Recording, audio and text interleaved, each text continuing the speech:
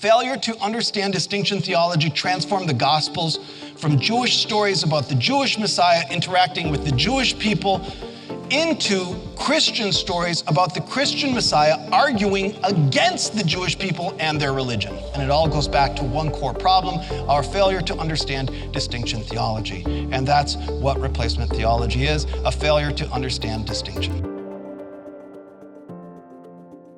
So when the second generation read the epistles to the Galatians and the Romans, a generation removed from this Jewish context, they took the term under the law to mean observing the commandments of the law, and they took it to mean that you could not be simultaneously Torah observant and a follower of Yeshua.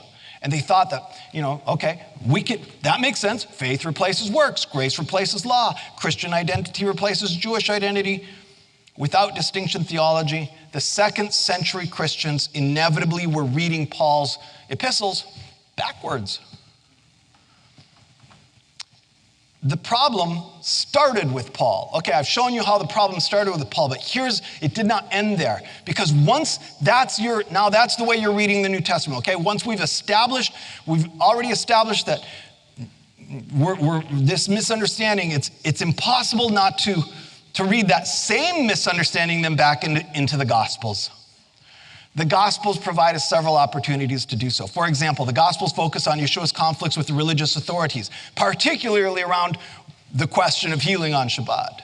Yeshua argues it's permissible to violate the Shabbat to heal a person's body. Why? Because of the principle we learn in Hosea 6:6, I desire mercy more than sacrifice. His opponents agree up to a certain point. They agree it's permissible to violate the Shabbat to save a life on the basis of the principle derived from Leviticus 18:5. If a person does the commandments, he shall live by them, not die by them. But they argue that aside from immediate threat to life, all other remedies, cures, and healing applications can wait 24 hours until after the Shabbat. As the head of one of the synagogues say in Luke, there are 6 days in which work ought to be done. Come on one of those days and be healed, and not on the Sabbath. Luke 13:14. So what you have here is a typical kind of question of Torah and halakha, a legal discussion such as Torah scholars commonly debate, even to this day. When the Gentile Christians, already assuming they understood Paul's epistles to mean there is no distinction, read about Yeshua's conflict with the religious authorities, they assumed that the Sabbath must be the type of thing Paul meant by works of the law and being under the law. They superimposed their misunderstanding of Paul then onto the arguments that Yeshua was having with the religious leadership. And they derived that Yeshua must have been arguing against keeping the Sabbath as a part of this broader argument against being under the law. So do you see what I'm saying here? Do you see how the church's misunderstanding of Paul was now informing the way that they're reading the Gospels? And it all goes back to this misunderstanding of a distinction. Consider the argument over hand washing. Remember in Mark chapter 7, when Yeshua's arguing, he's arguing against utilizing customs and halakhic innovations to circumvent the literal commandments of the Torah. And in the course of the argument, he states that eating bread with unwashed hands does not defile a person. What comes out of the heart morally defiles a person. So he transforms this halakhic legal discussion into an opportunity to make a moral point of musar. The church didn't understand the discussion or the point. They read it in light of Paul's supposed teachings against the works of the law and being under the law, and they assumed that Yeshua was showing us that we aren't under the law by throwing out Jewish tradition and the dietary laws simultaneously. And they could cross-reference that with their understanding of the sheet coming down from heaven in Acts 10 for further confirmation that the law was no longer in effect. And so you see how the failure to understand distinction theology, you're not going to get Acts 10 and Acts 11 if you don't understand distinction theology. The failure to understand distinction theology colored the interpretation of the whole New Testament. Then there's the problem that Yeshua's opponents in the Gospels, they were all Jews, which makes all the bad guys in the story Jews. Except for the Romans, they were also bad guys, but he doesn't talk with them very much.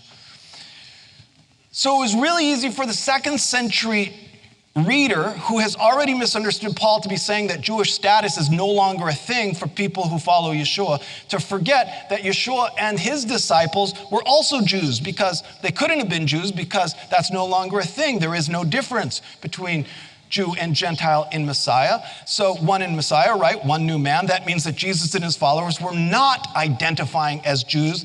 And therefore, when the language of the Gospel of John comes along, and it's like it contributes to the problem a little bit.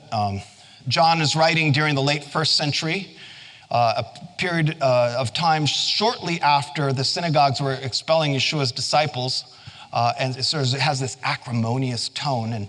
And John, what's more, the terminology lumps Jewish leadership in Judea under the title the Judeans, which is just the Jews. And John the Galilean is talking about the Judeans in Judea, such as the Sadducees and the Pharisees in control of the Sanhedrin. But a generation removed, when we have misunderstood Paul to teach that there is no distinction between Jews, between Jewish believers and Gentile believers, now the Jews are typecast into the role of the other, while the reader of the New Testament must identify Yeshua, the disciples, and themselves as the not Jews. So there's the Jews and us. It's an us-them thing. So you see how this happened. You see, this is how we got to this point where replacement theology becomes it's a misapprehension of Paul's statements about distinction. You could call replacement theology no distinction theology.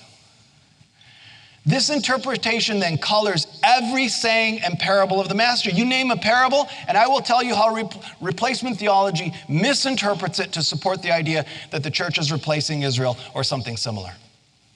The failure to understand distinction theology transformed the Gospels from Jewish stories about the Jewish Messiah interacting with the Jewish people into Christian stories about the Christian Messiah arguing against the Jewish people and their religion. It was no longer Yeshua, the religious reformer, teaching the message, repent, the kingdom of heaven is at hand. It became Jesus, the religious revolutionary, teaching the message, leave the old religion behind and join the new religion. And that's how you would understand the Gospels, if you're trying to reconcile them with this mandate that there is no distinction. Okay, that's the Gospels. You see how this misinterpretation recolored all the Gospels. Now bring the book of Hebrews to bear. The book of Hebrews, let me tell you, I'll just give you a short thumbnail on the book of Hebrews. It's an exhortation, exhorting Jewish believers to remain steadfast in their allegiance to Yeshua as the Messiah, at a period of time when they're being tempted to abandon that allegiance. Why were they being tempted to abandon that allegiance? Because the Sadducean priesthood threatened to banish them from the temple and from access to the priesthood if they did not. So the book of Hebrews says, it comes along and says, don't let that shake your faith. Don't pay attention to them. We have a high priest atoning for us in the heavenly sanctuary. So we get a very long, in-depth piece of Jewish exegesis to prove the idea that the Levitical priesthood, the sacrifices, and the temple on earth pertain only to this world, only to this present world in which we live. And the writer says, this world is becoming obsolete. It's growing old. It's ready to vanish away. The old covenant, the covenant at Sinai, it's only going to last as long as heaven and earth. But they're growing old, ready to disappear. The priesthood of the Messiah, the atoning for us in the heavenly temple, he's administering the new covenant mentioned in Jeremiah 31, which this one pertains to the world to come and eternal life. So the book of Hebrews argues, it says, look, don't throw away the world to come for the sake of this world. Don't throw out the heavenly high priest for the sake of being approved by the earthly priesthood. That's my summary of the whole book of Hebrews. It is. It carefully distinguishes, the book of Hebrews carefully distinguishes between the Levitical priesthood and the priesthood of Messiah, between the temple on earth and the heavenly temple, between the Sinai covenant and the new covenant, between this world and the world to come.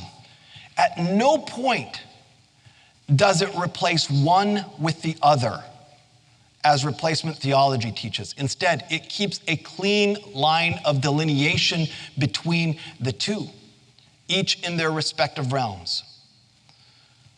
But if the epistle to the Hebrews is read through the lens of misreading Paul's epistles, if you start with that misreading of Paul's epistles, it sounds as if it must be arguing for replacing the Levitical priesthood, replacing the sacrificial services, replacing the temple on earth, replacing the Sinai covenant, because those are the things becoming obsolete, growing old, ready to vanish away. They are being replaced by a new religion, which is not under the law or of the works of the law, and so forth. So this misinterpretation of the book of Hebrews then comes and fits hand in glove with our misinterpretation of Paul, and it all goes back to one core problem, our failure to understand distinction theology. And that's what replacement theology is, a failure to understand distinction. So how do you fix it? Hey, if you enjoyed this clip, you can watch the full video by clicking the pop-up video on screen now, or by clicking the link in the description below. If you want to learn more about Messianic Judaism and the Jewish foundation of your faith, check out our channel and consider subscribing. Thanks for watching.